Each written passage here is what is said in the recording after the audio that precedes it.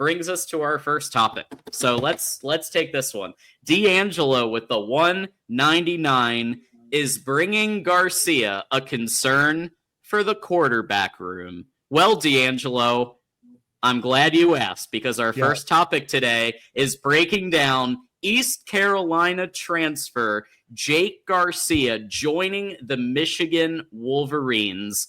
And I just want to say this one thing before we get started, really.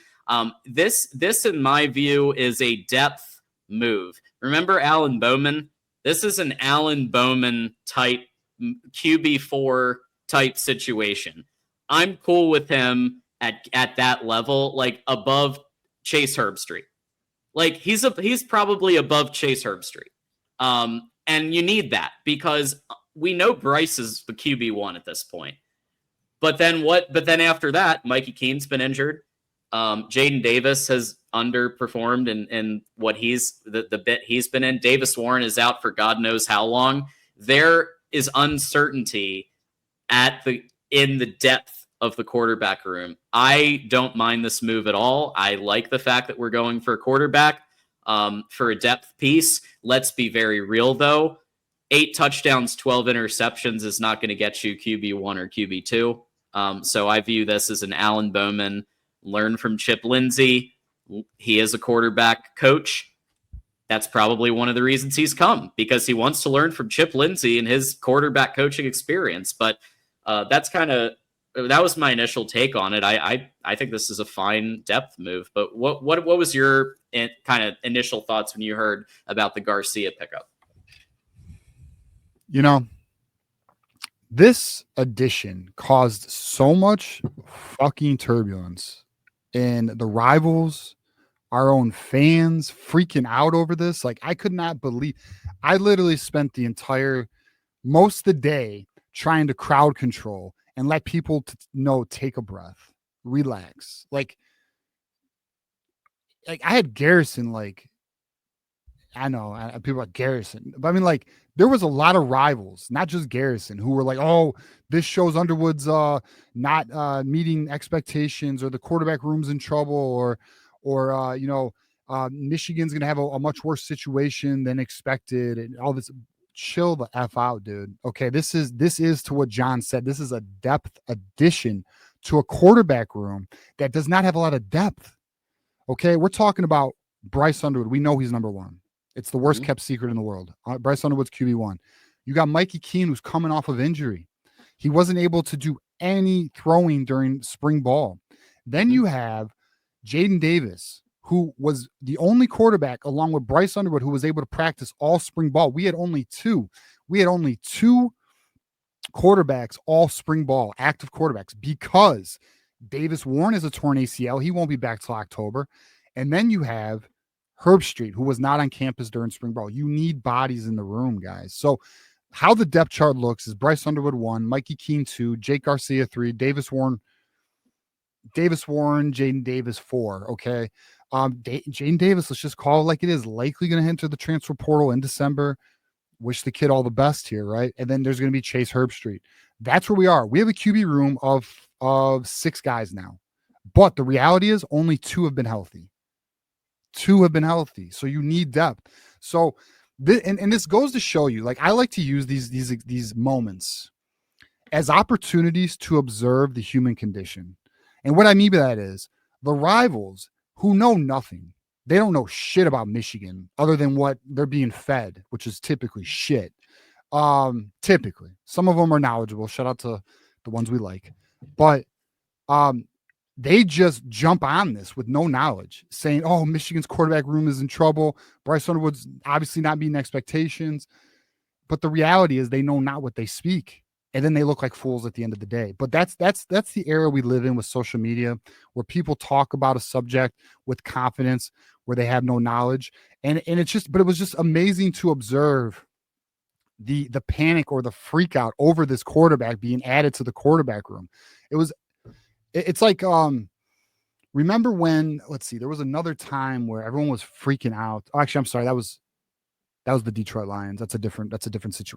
When they drafted Jahmyr Gibbs and Jack Campbell, it blows my mind how fans just overreact. As we all know, Jahmyr Gibbs is amazing. I know I'm going to the Lions right now, but like people freaked out over that addition, that draft pick, man. But like Jahmyr Gibbs obviously is good, you know. So it's amazing. I like to, when things like this occur, and if I'm aware of like the dynamics, like, and I am, because I know what Garcia is just depth. He's not challenging Underwood. And Mikey Keane is the better quarterback. And then another thing, I was on Mark Rogers' show today, John. As you know, you saw today, and we were talking about the QB or the QB depth chart. Guys, here's the reality: this quarterback room is way better than last year's quarterback room. Okay, if we had this quarterback room, even without Underwood, we're a playoff team. Mikey Keane gets us to 10 wins. We're a playoff. Okay. Yep. Jake Garcia might be a step up over Alex Orji and Jack Tuttle. And I think he is. Okay, he might be. So, but that doesn't matter because our top two quarterbacks, Underwood and Mike Keane, are better than what we had last year. We're fine. We have a generation, and to just kind of like carry it a little further. The debate I had with Garrison was he asked me on a scale of 1 to 10, what is my concern level with this quarterback room? I told him 0 because the reality is I have Bryce, the generational quarterback, who's starting for my team for the next 3 years. And then I have Brady Smeagol, who will be carrying the torch in 2028. I'm not concerned. Barring injury, there's no concern. And then let's not. But if something were to potentially, I was going to say, let's do a hypothetical, but I don't even want to do it. Mikey Keane, if he had to play, is an upgrade. We have an offensive coordinator who is an upgrade. We're in a better position. Now, obviously, we want to run with, and I'll let you go, John. We want to run with Underwood, but guys, Keane is better than what we had last year. We'll be all right. John, go ahead. I mean, your thoughts are this one. I'm in lockstep, basically, with the exception of I don't know. I'm not convinced Garcia's QB3.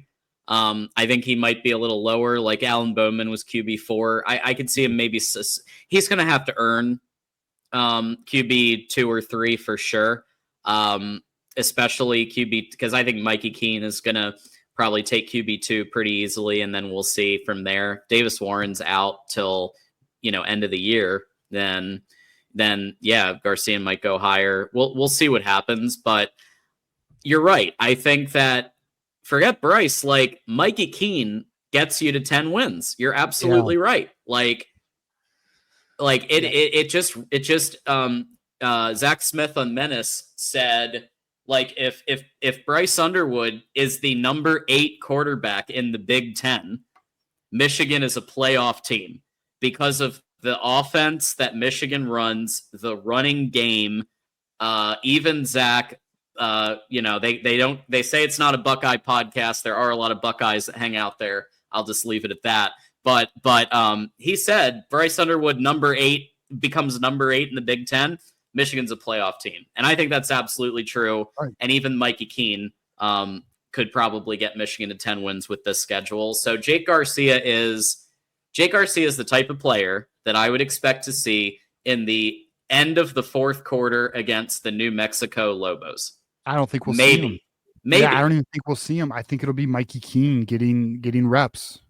Like it's going to be the Underwood show, guys. And we know that. I mean, a lot of us know that, but I mean, I think people were just caught off guard with the timing of the Jake Garcia edition because it's not typical you add somebody in June. But I mean, at the end of the day, it's just a depth add. It's just insurance for the room. It's also more bodies for camp. We're good though. I mean, listen, we have our QB1. We have our leader that's going to lead the team every Saturday. And we're going to ride or die with him. Like I said on Mark's show, listen, we have an 18-year-old that we are going to live and die with, period. End of story. If he has a bad game, then we're going to have to ride with it. I mean, we're going to go through growing pains with him. It is what it is. Moose is not sure about Mikey Keane. And I'm just saying, look, man, the pass yards that he was able to put up, I'm not saying he's mega accurate, but what I am saying is if he's limited and if they put him on the Davis Warren plan from last year of like extremely limited passing and maybe just bring it up one notch, like check down Cade 2021, like check down Cade game plan 2021.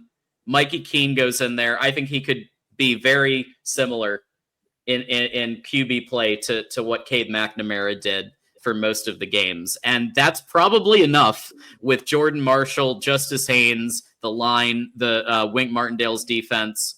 We want Bryce to be playing. Like, let's be very clear. Like, Bryce I think Bryce must be QB1. But if I'm just saying, like, Mikey Keane probably could skate, barely get to 10 wins just based on the strength of the rest of the team. That's just a general thought there. So I tried looking for it, but it would take me some time to find it. There is a passing chart by Pro Football Focus of Mikey Keane. Guys, 0 to 15 yards, Mikey Keane's elite.